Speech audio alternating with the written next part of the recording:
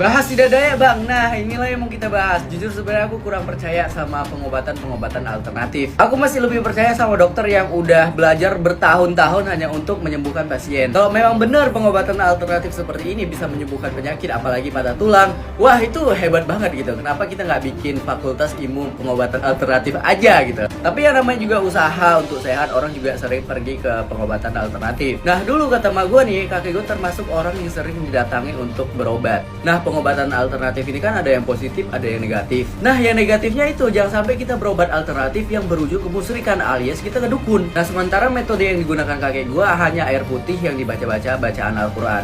Nah yang kayak ginilah yang positif, kiai-kiai juga banyak dan kesembuhan juga kembali lagi ke Allah. Kalau kalian tertarik sama ini nantilah kita cerita, komen aja di bawah. Nah kembali lagi lah kita ke Bu Ida. Sebenarnya aku respect sama ibu ini. Banyak orang yang melabeli pengobatan alternatif hanya demi cuan. Sementara Bu Ida ini kan suka rela, kadang dibayar juga nggak mau. Sebenarnya pengobatan seperti ini tuh dari dulu udah banyak, bahkan gue dari bocil di Medan tuh udah banyak gitu. Tapi gue suka nontonnya. Tapi apapun itu lebih baik kita nggak usah bertemu lah sama Bu Ida Daya ataupun sama dokter-dokter. Aku doain aja semoga kita semua di sini insyaallah sehat selalu dan kita dijauhi dari mara bahaya. Amin ya robbal alamin. Masih ada ya guys, hari gini nih orang ngobatin orang lain itu tanpa memungut biaya sedikit pun. Hal ini membuktikan bahwa nggak semua orang itu memprioritaskan uang untuk kebahagiaan mereka. Untuk membahagiakan diri sendiri itu bisa juga dengan cara membahagiakan orang lain, menyembuhkan penyakit orang lain, menghibur orang lain. Gue pikir cuman Bunda Korla loh yang kemarin baiknya kayak gini, ya gak mau dibilang tergila-gila sama duit. Ternyata Bu Ida Dayak yang sekarang lagi banyak diperbincangkan orang di luar sana, yang lagi viral-viralnya pun sama, bahkan dari kelas orang biasa sampai kelas pejabat, sampai kelas anak presiden,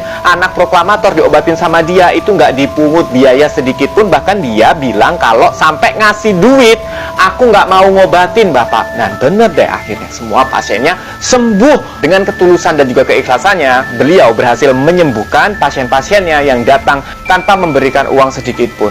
Aku sih kagum loh sama orang-orang kayak gini. Dan ini bisa sekaligus menjadi pembuktian bahwa uang itu bukan segalanya dan tidak selalu uang itu bisa membuat kita bahagia. Membahagiakan orang lain pun bisa membuat kita bahagia.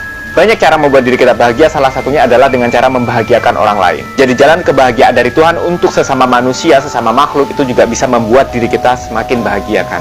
Rekan-rekan, sekali lagi saya mencoba membahas tentang fenomena pengobatan Ibu Ida Dayak yang makin hari makin hangat pembahasan tentang beliau ini dan menjadi isu yang dibahas baik secara nasional maupun internasional, mulai banyak dibicarakan di televisi mainstream gitu, salah satunya yang terjadi di TV One itu.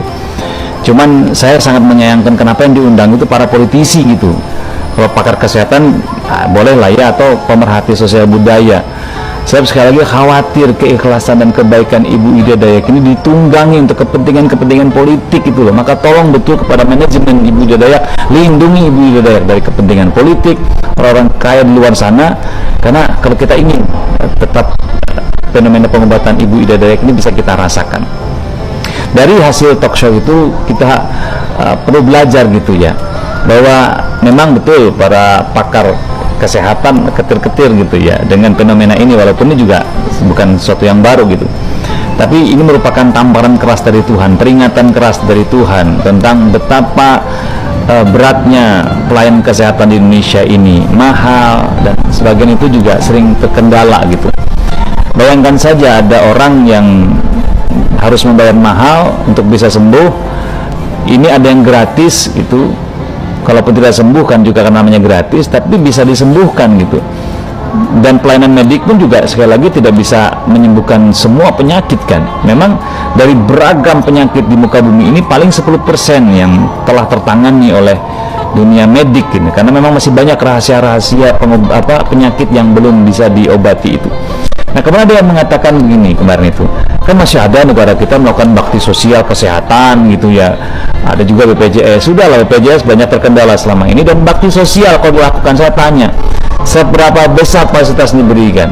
Paling banter juga gratisnya untuk mengobati flu, sakit kepala, infeksi saluran pernapasan gitu. Berani nggak kemudian bakti sosial gratis itu nangani stroke gitu, nangani patah tulang, nangani bisu tuli, yang ada dikasih rujukan bayar mahal juga. Daripada begitu ya sudahlah, biar sakit aja terus gitu. Maka akhirnya kan berbondong-bondong itu datang ke Ibu Ida Dayak karena ada cahaya harapan di sana itu. Ini juga peringatan keras ya, peringatan kepada pemerintah kita untuk memperhatikan kembali pelayanan kesehatan yang merupakan hal basic untuk seluruh umat manusia ini. Ya, tolong itu saja pesan besar yang harus kita sampaikan kepada para pemangku kekuasaan di negara kita ini. Dan terakhir saya ucapkan selamat dan salut saya kepada Ibu Ida Dayak. Sungguh pengobatan Anda yang luar biasa, candaan Anda, tawa Anda, dan tarian Anda itu menjadi penghibur lara duka bagi masyarakat kita kebanyakan, apalagi setelah ditimpa oleh pandemi COVID itu. Dan keikhlasan Ibu Ida Dayak, apalagi sering menyebutkan bahwa segala pengobatan sumbernya dari Allah Subhanahu wa taala, ya, telah membuat haru banyak orang dan penyebab tangis setiap orang, tidak hanya yang diobati termasuk yang menyaksikan, seperti yang terjadi kepada Menteri Kesehatan kita Ibu Siti Fadilah, salah satu orang pintar dalam bidang kesehatan di negara ini. Dan sekaligus juga keikhlasan Ibu menampar orang tamak di luar sana yang selalu mengatakan tidak ada pelayanan dan pertolongan gratis gitu. Ibu Ida Dayak adalah tokoh yang berhasil mengamalkan apa yang disampaikan Rasulullah, khairun nas anfa'uhum linnas, sebaik-baik manusia adalah yang paling bermanfaat untuk manusia yang lain. Pernah berlinang air mata melihat dia ngobat. Assalamualaikum warahmatullahi wabarakatuh. Om Swastiastu, ya, Namo Buddhaya. Yang sekarang lagi viral di publik adalah tentang saudariku, yaitu Ibu Ida Dayak ya, Ibu Ida Dayak, yang saya sudah ngefans dari dahulu banget ya, dari sebelum viral di TikTok ya. Beliau pengobatan yang warawiri kesana sini, dan memang dengan khas Dayaknya, bajunya yang ciri khas dari zaman-zaman itu ya. Dari saya baru menikah dulu ya sampai sekarang anak saya sudah banyak banget, luar biasa banget ya. Saya sangat terinspirasi kepada beliau yang pengobatannya tidak menggunakan dana yang begitu banyak ya. Luar biasa, hanya pemaharan dari sebuah minyak. Cara pengobatannya, metodenya, dengan goyangannya, dengan lucunya, dengan uniknya gitu ya. Jadi di sini pro dan kontra banget. Ada yang menghujat, ada yang menguji seperti itu ya, tak luar biasa. Tapi di sini kita kembali lagi, sekarang beliau lagi ada di ini ya, lagi ada di Arab sekarang, dan kita sama-sama ya, seluruh orang yang bernaung di punya jiwa-jiwa supranatural atau spiritual, yuk kita sama-sama berdoa. Kalau mau ngikutin netizen itu pro dan kontra nggak ada habisnya. Kita seluruh saya meminta pribadi kepada kalian semuanya untuk mendoakan Ibu Ida. Apapun yang dia lakukan saat ini, dia sedang berjuang ya, berjuang untuk membuktikan, berjuang untuk melakukan kesembuhan ya. Tapi yang saya lihat dan prediksi dari kartu saya di sini ya, aku sangat sedih ya. Beginilah cara Tuhan mengangkat derajat umatnya, dan kita nggak akan pernah tahu apa yang akan Tuhan berikan, kejutan apa seperti itu ya, fenomena apa. Tapi di sini yang aku lihat di sini, Ibu Ida Dayak itu sudah melakukan seluruh dengan ketulusannya ya.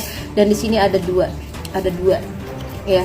Ibu Ida Dayak bisa kehilangan nyawanya, atau dia akan kehilangan kesaktiannya ya, demi orang-orang yang dia korbankan ini sangat luar biasa.